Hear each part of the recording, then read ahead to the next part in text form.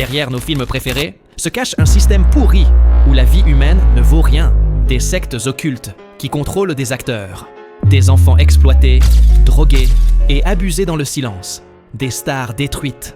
Des morts mystérieuses et des vies ruinées. Mais ce n'est que la pointe de l'iceberg. Aujourd'hui, vous allez découvrir les 10 secrets les plus sombres d'Hollywood. Des vérités interdites que l'industrie n'a jamais voulu que vous connaissiez.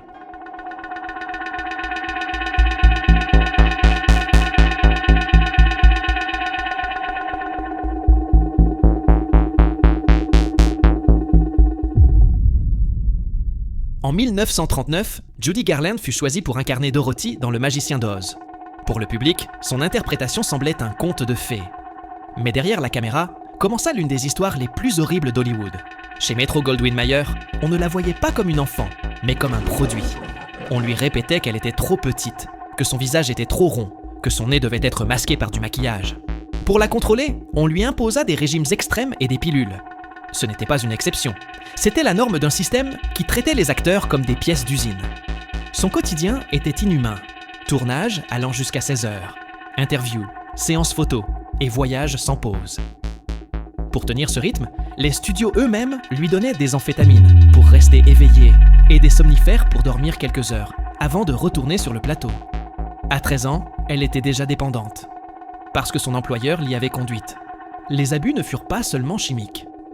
Pendant les pauses, des membres de l'équipe la harcelaient et l'humiliaient. On raconte que certains des acteurs jouant les nains d'Oz la touchaient et se moquaient d'elle, tandis que MGM fermait les yeux. La priorité était de finir le film, pas de protéger une mineure.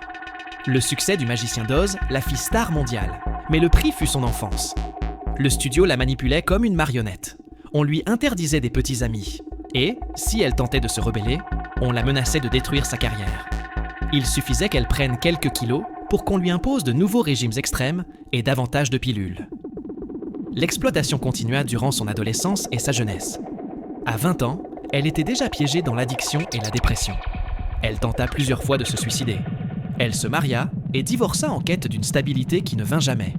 En 1969, à 47 ans, elle mourut d'une overdose de barbiturique. Officiellement, ce fut un accident. Officieusement, la fin logique d'une enfance volée et d'une vie façonnée par les abus systémiques.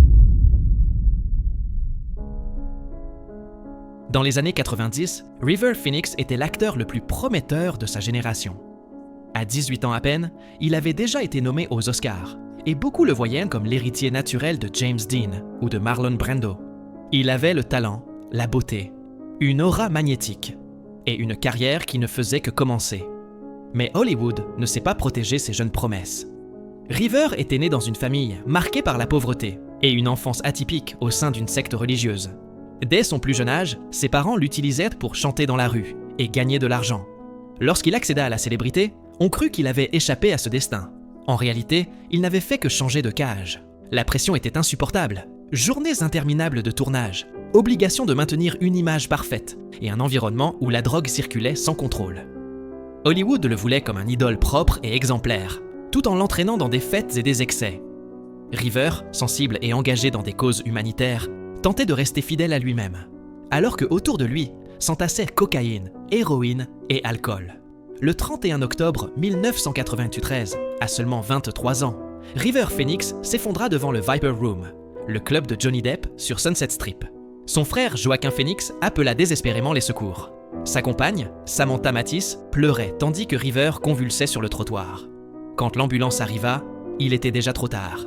Officiellement, il mourut d'une overdose de cocaïne et d'héroïne. L'image fut dévastatrice. Une jeune star mourant anonymement dans la rue, à quelques mètres d'un club plein de célébrités. Hollywood perdit sa plus grande promesse. Mais le plus douloureux, c'est que ce ne fut pas une tragédie isolée. Ce fut le reflet d'un système qui transforme les jeunes en marchandises jetables. À la fin des années 40, les États-Unis vivaient dans la peur du communisme. Et Hollywood devint un champ de bataille. Le comité des activités anti-américaines, soutenu par le sénateur Joseph McCarthy, lança une chasse aux sorcières contre réalisateurs, scénaristes et acteurs soupçonnés de sympathie de gauche. En 1947, 10 scénaristes et réalisateurs, les Hollywood 10, refusèrent de dénoncer leurs collègues. Ils furent emprisonnés et devinrent un symbole. Dès lors, circula une liste noire marquant plus de 300 noms. Dalton Trumbo, Ring Lardner Jr., Edward Dmytryk, tous désignés comme ennemis de la nation. La sanction fut dévastatrice. Perdre travail, prestige et amis. Trumbo, l'un des plus brillants scénaristes, dut écrire sous pseudonyme. Il gagna 2 Oscars en secret parce que son nom était interdit. D'autres, comme John Garfield, ne supportèrent pas la pression et moururent jeunes, victimes du stress et de la persécution. La liste noire était un avertissement. Si tu allais contre le système, ta carrière était finie. Le FBI surveillait, les voisins dénonçaient et les studios collaboraient volontiers, livrant leurs artistes plutôt que de risquer leurs bénéfices. Le cinéma, refuge de créativité, devint une prison idéologique. La liste noire est l'un des épisodes les plus sombres d'Hollywood. Elle démontra que le pouvoir était prêt à sacrifier ses artistes pour se protéger. Beaucoup ne retravaillèrent jamais. Curieusement, aujourd'hui, le balancier s'est inversé. On ne persécute plus les communistes, mais ceux qui n'entrent pas dans le discours woke. La liste noire existe encore. Elle a seulement changé de maître. Dans les années 60, Natalie Wood était l'une des actrices les plus aimées d'Hollywood. Elle avait triomphé dans La Fureur de vivre et West Side Story, et son visage était symbole d'innocence et de succès. Mais en 1981, sa vie se termina de la manière la plus étrange et la plus trouble qu'Hollywood ait connue. Le 29 novembre, Natalie passa le week-end sur un yacht avec son mari Robert Wagner, Christopher Walken, son partenaire de tournage, et le capitaine du bateau. Cette nuit-là, il y eut dispute, alcool et tension. Selon le capitaine, Natalie et Wagner se disputèrent violemment à cause de la jalousie de Wagner envers la relation entre sa femme et Walken. Quelques heures plus tard, Natalie disparut. Son corps fut retrouvé flottant en mer, vêtu d'une chemise de nuit et d'un manteau. Étrange si elle avait vraiment tenté de monter dans un canot. Des voisins déclarèrent avoir entendu des appels au secours, et le capitaine changea plus tard son témoignage. Il affirma que Wagner s'était disputé violemment avec elle, juste avant que le silence ne tombe sur le pont. L'enquête officielle conclut à un accident. Mais les indices pointaient ailleurs. L'hypothèse que Wagner, en pleine dispute, les poussait ou empêchait de recevoir de l'aide. L'affaire fut vite classée, et Hollywood garda le silence. Une star aussi importante ne pouvait être entachée par un scandale d'homicide. Des décennies plus tard, l'affaire fut rouverte, et la cause modifiée en mort suspecte. Wagner devint personne d'intérêt, mais ne fut jamais inculpé. Pour beaucoup, l'influence et le pouvoir du système rendirent impossible l'émergence de la vérité. Natalie Wood ne s'est pas noyée dans la mer. Elle s'est noyée dans le silence complice d'Hollywood. Jean Seberg n'est pas morte d'une overdose. Elle fut détruite lentement par une campagne de harcèlement, orchestrée par le gouvernement des États-Unis lui-même. Et le plus troublant est que cela arriva alors qu'elle était encore l'une des actrices les plus brillantes et courtisées d'Hollywood. Après avoir conquis le monde dans À bout de souffle de Godard, Jean était la muse parfaite de la nouvelle vague, et un visage qu'Hollywood voulait exploiter. Mais à la fin des années 60, elle commit une erreur impardonnable. Soutenir publiquement les Black Panthers et les mouvements pour les droits civiques. En pleine paranoïa du FBI contre tout soupçon de communisme, son activisme fit d'elle une cible directe d'Edgar Hoover. Le bureau activa contre elle le programme COINTELPRO, destiné à infiltrer, manipuler et détruire les dissidents. Jean fut surveillé jour et nuit. Le pire arriva en 1970, lorsque le FBI diffusa une rumeur dévastatrice. L'enfant qu'attendait Jen n'était pas de son mari, mais d'un leader des Black Panthers. Le scandale ruina son image à Hollywood. L'actrice douce et glamour devint soudain ennemie de l'Amérique. L'attaque fut dévastatrice. Jean donna naissance à une fille prématurée qui mourut 2 jours plus tard. Désespérée de laver son honneur, elle montra le corps de son bébé lors des funérailles pour prouver qu'elle était blanche. Une scène grotesque et macabre, fruit d'un mensonge fabriqué par l'État pour la détruire. À partir de là, la persécution continua. Appels anonymes, rumeurs incessantes, et réalisateurs qui refusaient de travailler avec elle. Hollywood, soumis aux pressions politiques, lui tourna le dos. Jean passa du statut de star internationale à celui de femme brisée, prisonnière de la dépression et de l'alcool. Le 30 août 1979, elle fut retrouvée morte dans sa voiture à Paris. Elle y était depuis 11 jours. La cause officielle fut un suicide au barbiturique. Mais derrière se cachait une vérité plus sinistre. Le FBI avait atteint son but. Jean ne mourut pas seule. Elle fut poussée dans la tombe par un système qui ne tolérait pas les voix dérangeantes. À l'été 1969, Hollywood cessa d'être un rêve pour devenir un cauchemar. Charles Manson, un ex-détenu transformé en gourou, avait réuni un groupe de jeunes adeptes drogués et fanatisés dans un vieux ranch de tournage. Et de là, il lança l'attaque la plus brutale de l'histoire d'Hollywood. Dans la nuit du 9 août, plusieurs membres de la famille pénétrèrent dans la maison de Cielo Drive, propriété du réalisateur Roman Polanski. À l'intérieur se trouvait son épouse Sharon Tate, enceinte de 8 mois, avec des amis du cercle hollywoodien. Sharon supplia pour la vie de son enfant. Ils n'eurent aucune pitié. Elle fut poignardée 16 fois. Avant de partir, les assassins écrivirent le mot P.E.G. avec du sang sur le mur. Mais ce qui est le plus troublant, c'est que cette maison avait appartenu peu avant à Terry Melcher, producteur musical et fils de Doris Day. Melcher avait rejeté Manson comme musicien, et il décida de se venger là où cela faisait le plus mal, au cœur d'Hollywood. Le crime sema la panique. Acteurs et réalisateurs commencèrent à acheter des armes et à fortifier leur villa. L'innocence des années 60 mourut cette nuit-là aux côtés de Sharon Tate. Et ce que peu savent, c'est que Manson n'était pas si éloigné d'Hollywood. Il avait fréquenté des musiciens comme les Beach Boys, qui enregistrèrent même une de ses chansons. La frontière entre les collines du glamour et la boue de la secte était bien plus fine qu'on ne l'imaginait. Manson ne tua pas seulement Sharon Tate, il tua à jamais le rêve d'Hollywood comme lieu sûr. S'il existe un secret qu'Hollywood n'a jamais pu totalement cacher, c'est sa relation avec les sectes. La plus puissante et la plus redoutée, l'Église de Scientologie. Créée dans les années 50 par L. Ron Hubbard, un écrivain de science-fiction, la Scientologie se présentait comme une religion moderne. Mais ce qu'elle offrait réellement, c'était contrôle, manipulation et peur.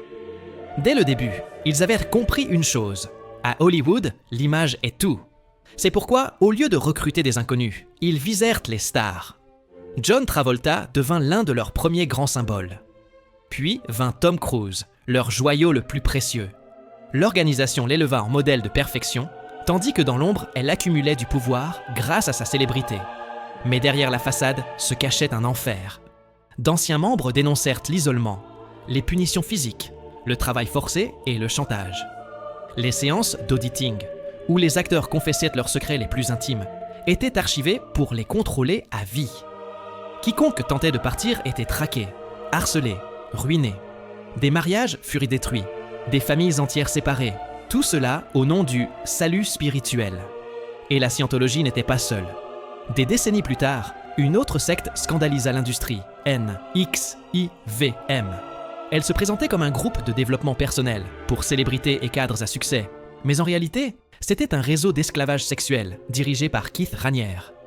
Des actrices comme Alison Mack, star de Smallville, devinrent recruteuses, marquant des femmes au fer rouge comme du bétail. Hollywood a toujours flirté avec ces sectes, car elles partageaient les mêmes obsessions. Pouvoir, culte de l'image et promesse de succès absolu. Mais derrière cette promesse se cachèrent contrôle, abus et terreur. La Scientologie est toujours active aujourd'hui, protégée par l'argent et le prestige de ses acteurs les plus influents. NXIVM est tombé, mais ce ne fut que la preuve qu'Hollywood est un terrain fertile pour des cultes qui dévorent des vies en échange de gloire. À l'époque dorée, Hollywood vendait glamour et perfection. Des stars inaccessibles, des vies de rêve, des romances de couverture. Mais cette image n'était pas réelle. C'était un produit fabriqué à coups de silence et de peur. Et ceux qui l'entretenaient étaient les fixers, les nettoyeurs des studios. Le plus redouté fut Eddie Mannix, dirigeant de Metro-Goldwyn-Mayer. Son travail n'était pas de faire des films, mais d'effacer toute tâche qui pouvait ruiner la réputation d'une star. Si un acteur était arrêté ivre, Mannix faisait disparaître le rapport de police. Si une actrice tombait enceinte d'un amant, il organisait des avortements clandestins dans des cliniques secrètes. Et s'il y avait un cadavre encombrant, il s'arrangeait aussi pour le transformer en accident. Les témoignages parlent de mariages arrangés pour cacher des homosexualités, d'acteurs battus pour les maintenir sous contrôle, de pots de vin versés à des juges et policiers. Tout était permis pour protéger le business. MGM, Warner, Paramount, tous avaient leur fixeur. Ils étaient les gardiens du mythe, mais aussi les bourreaux de quiconque se mettait en travers de leur chemin. Le pouvoir qu'ils accumulaient était immense. Ils avaient accès aux secrets les plus intimes de toutes les stars. addiction, infidélité, abus. Si quelqu'un se rebellait, il pouvait briser sa carrière en un instant. La fameuse image d'Hollywood comme « terre de rêve » reposait sur un réseau de corruption et de violence dans l'ombre. Certains cas ne furent jamais résolus. Mort soudaine, accident suspect, carrière brisée du jour au lendemain. Derrière beaucoup de ces mystères se trouvait la main invisible des fixers, veillant à ce que rien n'endommage la machine à argent. Les fixers prouvent que le pouvoir peut tout. Effacer un crime, réinventer une vie, manipuler même la mort. Car dans l'élite, la vérité a toujours été négociable. Pendant des décennies, Harvey Weinstein fut le producteur le plus puissant d'Hollywood. Co-fondateur de Miramax et de The Weinstein Company, il décidait quels films triomphaient, lesquels remportèrent les Oscars et quels acteurs devenaient des stars. Pulp Fiction, Le Patient anglais ou Shakespeare in Love portaient son empreinte. En échange, il bâtit un empire fondé sur la peur, le silence et l'abus. Sa méthode était toujours la même. Il convoquait des actrices dans des hôtels sous prétexte d'une réunion. Là, il les harcelait, les forçait à des massages, les poursuivait nues ou abusait d'elles.